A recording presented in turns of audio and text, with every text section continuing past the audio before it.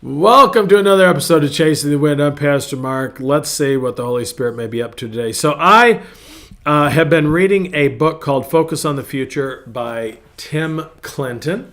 Dr. Tim Clinton. He is a counselor, and I think I think he founded the Christian Counseling Association or something, the big deal where all Christian counselors come together and stuff. Anyway, I was reading it, and there was something he wrote that was that just captivated me. I want to talk about it for a minute. He's talking about culture and being cultured. It's funny, we think of culture as someone, they're very cultured. They're very cultured. They're very sophisticated. They're very learned. They're very experienced. They're cultured. They go to the symphony, and they go to the ballet and the concerts, and they're very hoity-toity. The hoi pollou is what we think. Okay, that's what we think. They're very cultured. You probably think about that with Andy. When he's on here, Andy's very cultured. I'm not sure what culture it is, but anyway.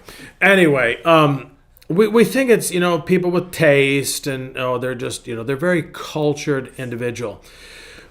But I want to think about something else with culture, and this really has got me thinking a little bit. I took a picture of the page I want to talk about to you, so I don't forget. But there is this other idea of culture that has to do, I'm going to say, with medicine, with science. And I'm not a big science person. It just doesn't work for me, and that's okay. I don't understand it all, but I understand enough that, whatever. So anyway, there's this other idea. Let's say, a while back, about a year and a half ago, a family member of mine was very, very sick. We almost lost them. And there was, they had to take some samples of some things and send them off to be what? Cultured. What does it mean that they have a culture? And it means, here's what it means. It means they're growing something to find out what the problem is, whatever the sickness is, whatever this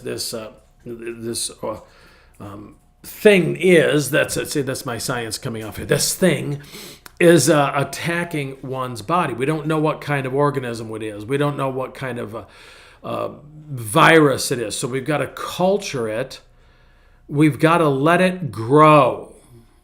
So that's what the other meaning of cultured is. That's where Tim Clinton was talking about this. And he says this. He goes, the meaning that I intend here has to do with what is encouraged to grow. And he's talking about families here, the culture of families. We just sold our camper to a young family, and I am super stoked for them that they're a good Christian family, and he's a good Christian father and wants to really raise his kids right and foster his family. I'm excited that that's what that camper is going to be used for, is to be part of that, because he wants his kids to grow in the wisdom and knowledge of God and to be godly young men someday, godly men someday. And so what are we growing is my question. I'm going to encourage you today, Wind Chasers, to be cultured. I remember back when I started my educational career at Olivet Nazarene University, and I had to take Harvey Collins' class on Introduction to Fine Arts. And Harvey Collins was an interesting character, had interesting little mannerisms and peccadillos, but very knowledgeable. And I remember sitting there, and I was 5 years older than most of the students in the class, because I start everything late in my life sometimes. Late, according to some people, I guess. It was right on God's timing, I think. But I remember him saying to us, do not come into this class and say to me, I do not like art. I don't like classical music. I don't like this. I don't like that. He goes, you don't know what you like because you've probably never been exposed to it. It was probably one of the best things that was said to me. It's one of the things that I really remember from my educational career. Is Harvey Collins saying that, because it made me say, you know what, try some things. I remember going to Olivet, and I think it was the first time I tried different types of food, Chinese food and different things like that. We just didn't have those restaurants in the little town I grew up in. We didn't have many restaurants in the little town I grew up in, now I think about it. But I started trying new things and saying, okay, this maybe I will like it if I try it. My mom tried getting me to do that all my life, but she like wanted to have me eat stuff like Brussels sprouts. And anyway, I've actually had good ones, but they disguised the taste of the Brussels sprouts with like garlic and other good stuff that does taste good. So, but it was an eye opener for me. Am I cultured now? Well, it depends on who you talk to. But I will say this, I am cultured in the sense that I am growing.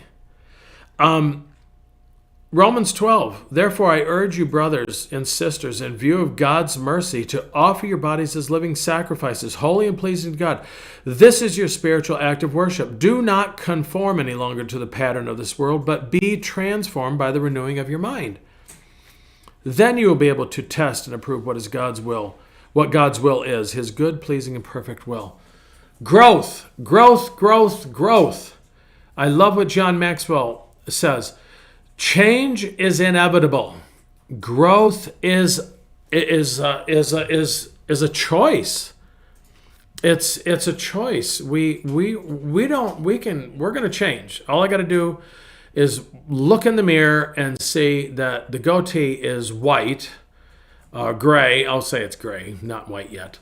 It wasn't at one time. Years ago when I had a little bit of facial hair, it was brown. Now it's gray. There's been change over the years, and so we will change whether we like it or not. It's going to happen in our lives. Growth is optional. Change is inevitable. Growth is optional. So we have to decide, are we going to surrender to God's plan to transform us? We call that sanctification in theological circles. The process, the plan that God has, the way that he makes us holy, makes us more like Jesus.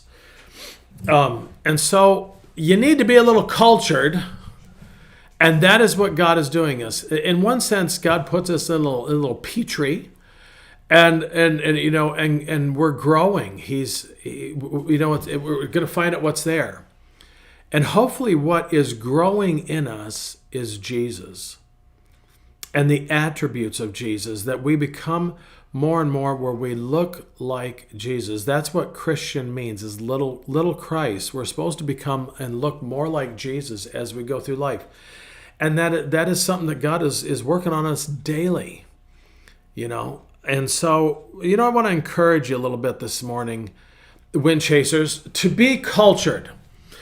Yeah, I'm going to also challenge you to listen to a little bit of classical music. Go take a look at art and really appreciate it and see what's there.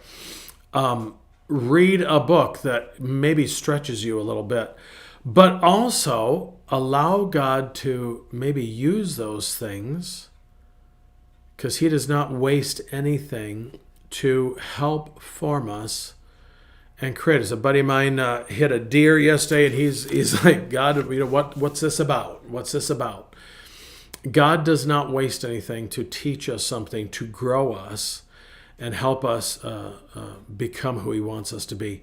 Remember, you say, well, I don't like growth. I gotta stretch and I gotta change. Yeah, I know that we don't like that word. It's funny we don't like that word in the church especially, but that's the very thing that God is doing. He is in the change business, because he's changing us from being people who did not love him and follow him to people who do love him and follow him. And that is why we need to be cultured, people. We need to surrender ourselves to God's plan. So I'm going to end it right there.